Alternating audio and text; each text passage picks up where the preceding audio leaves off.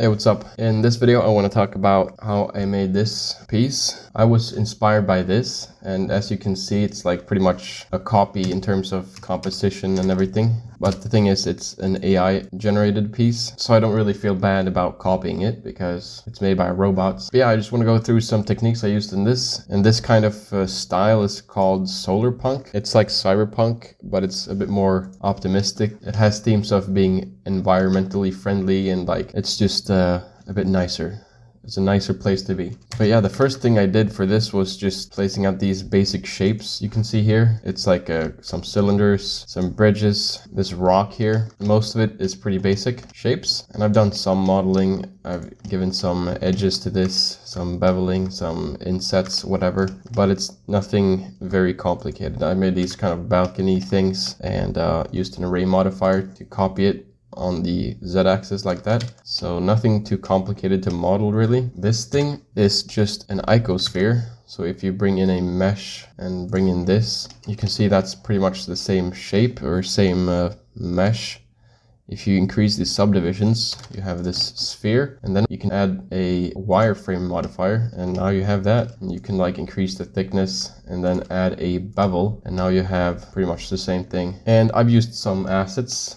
First of all, from Blender Kit, which is an add-on that you can install. You can just search for what you want, and I searched for like rocks or something. And if you check this box, free first, the ones that are free will show up first. And I used like this one and this one for this foreground here. And also these wind turbines in the back I found on Blender Kit. And the trees are from Botanic, which is a add-on for plants and things like that. And it used to be free. I got the free version, which is like 2% of the plants and trees and everything. So you can see here, the ones that are colored I can use, the ones that are grayed out I can't use. These days, I think this version costs like $1 or $2, but if I had to buy it, I would. And I have like 1, 2, 3, 4 different, actually 5, 6 different plants here, and that's all I'm using. And here on the buildings, these are just trees that I've kind of placed on the buildings, and it looks fine.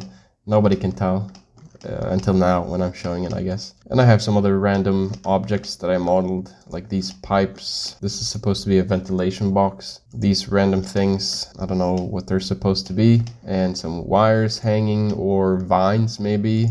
Random stuff like antennas, just to give some more detail. One thing I want to show you is this window shader that I have, which is procedural. I'll make it from scratch here. If we add a plane, just bring it up here. I'm gonna go into material preview and I'll make a new shader. I'm gonna add a brick texture and hook it up to the color. Now that doesn't look like windows, but if we set the brick width and height to 1 and then set the offset to 0, and I'm gonna set color 2 to black and the mortar as well, and then color 1 to white, and then we can increase the scale. That's kind of starting to look like windows, but then the bias, that's gonna decrease the amount of lit up windows, I guess you could say. And that's pretty much it. If you want to adjust it a bit in terms of color or just contrast, you can add this so that there's fewer windows, but the ones that are there are pretty bright. Like it's either lit up or not. And if you want some variety or like just some extra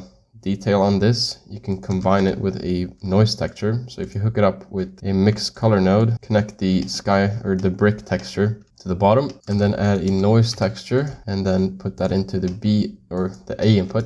And I'm going to add a color ramp here as well, just to be able to adjust that. I'm going to set the mix color node to multiply, and going to increase the factor to 1, and I'll probably increase the contrast here by doing this on the color ramp, and then increase the scale. Then you'll get these little specks of random stuff in the windows. And I would say this shader works if you're at a distance from the building. If you're too close, it's gonna be a bit too obvious that it's just a brick texture. And in general, I would recommend having this connected like this with the object from the texture coordinate, so that if you scale it, or if you scale it in edit mode, it's not gonna be stretched or whatever. And you can adjust this however you want. Now in the scene, I have these cylinders. So there's the house or the tower, and then On top of that, I have another cylinder that's kind of split up like this, and that's what's got the window shader on it. And if you want it to have like this transparency and glow, what you do is you connect it to the alpha here and the color in the emission, and then increase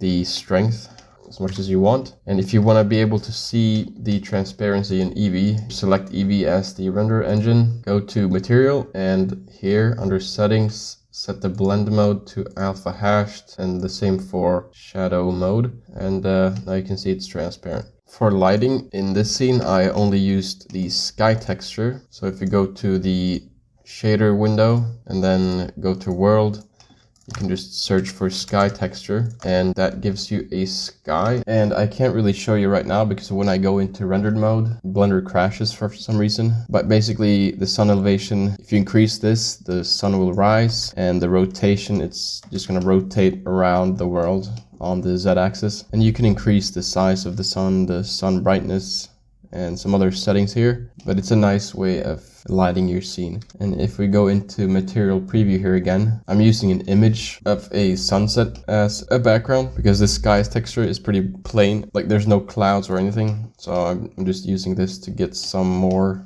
detail going on. And I also have this cube that covers the scene. And here, if I go to, and here in object properties under viewport display, I have it set as bounds or display as bounds. Usually it's textured, but if I have it like this, it's just easier to see. It has a material, a volume scatter node that goes into the volume, and it's a very low density, and it just gives some fog, some mist. And in render settings under light paths, the max bounces for the volume is set to 2. By default it's 0, but if you set it to 2, it's just gonna make this fog a bit brighter. It's gonna let through more light. And that's pretty much it. Thanks for watching. Subscribe, like the video. Bye.